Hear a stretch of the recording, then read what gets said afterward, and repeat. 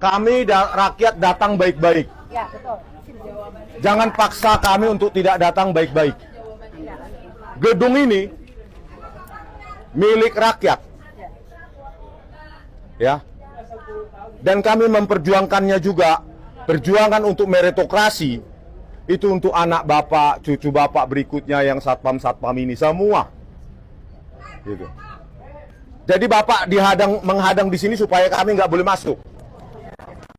Maaf Bapak, kita cuma hanya menjalankan perintah dari pimpinan kita.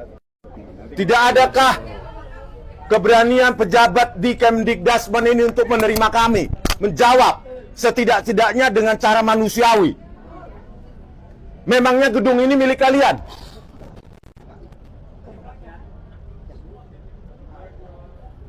Halo pejabat-pejabat yang ada di dalam ini, jangan harapkan kami diam hari ini terus kami pulang. Besok kami datang lagi, minggu depan kami datang lagi, dan kami akan datangi DPR, Sekretaris Negara, dan semuanya.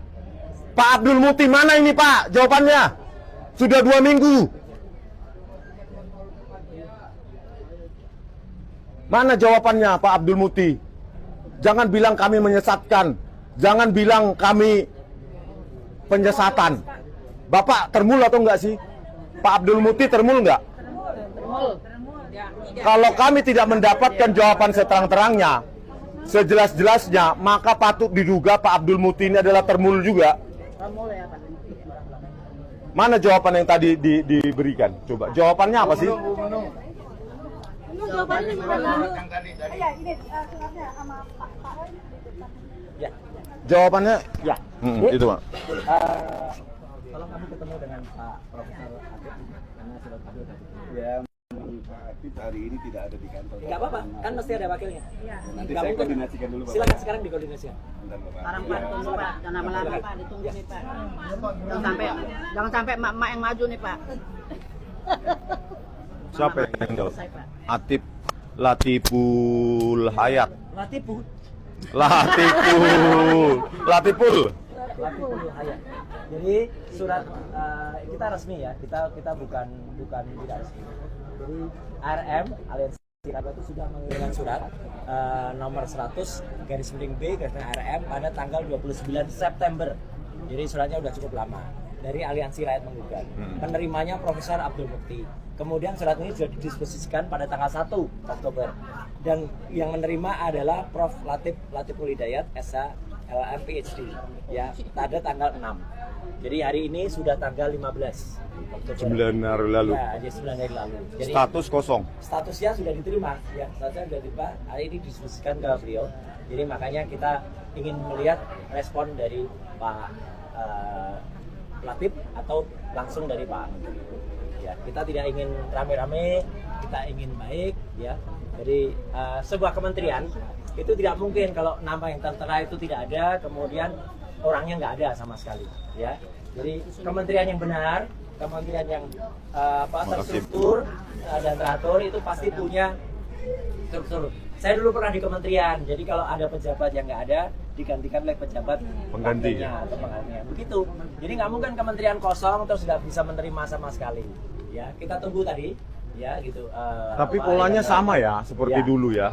Kita dihadang di sini lagi gitu. Ya. Ini institusi termul nggak sini? Oke, silakan Mas, tengah. Semua dikuasai. Jadi dari surat tadi tanggal 6 September, tanggal 29 sudah diterima dan oleh Pak Abdul Muti didisposisikan tanggal 1 Oktober 2025 kepada Profesor Atip Latiful Hayat, SH, LLM, PhD, Wakil Menteri Pendidikan Dasar dan Menengah. 1 ya. Jadi ada berapa wakil menteri saya nggak tahu. Yang pasti hari ini ngacir semua ya. Dan diterima oleh wakil menteri tersebut tanggal 6 Oktober 2025. Sampai saat ini statusnya apa ini? Nggak tahu, hapus apa ya? Nah, sekarang sudah 15 Oktober 2025. Dan satu pun pejabat sama seperti yang kemarin menghindar. Inilah saudara, ya. Kalau benar tentu berani. Ya, kalau salah maka menghindar.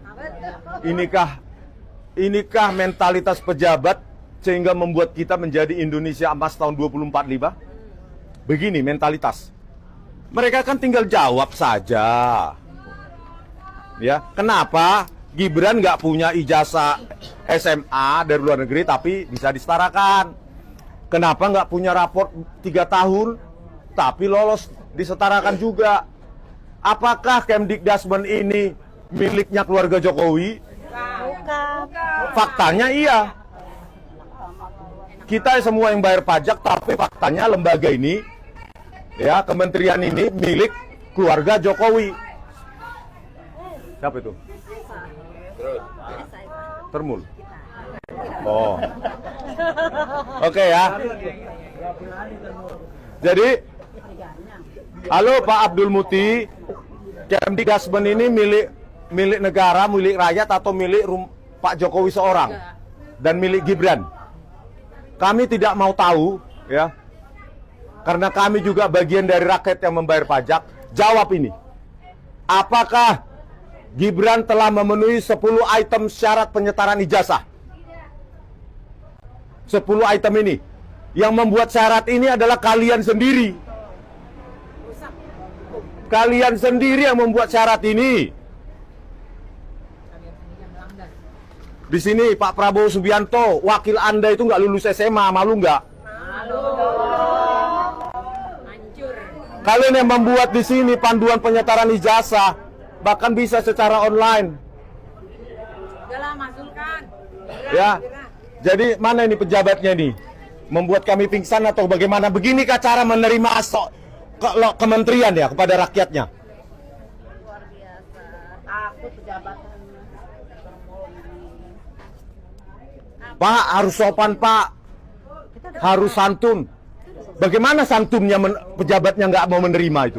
Apakah santun pejabat semacam itu? Pejabat paling rendah pun nggak ada di sini yang berani menerima kami. Itu sopan santun di kementerian ini. Mana sopan santun kalian? Masa kita dihadapkan dengan satpam?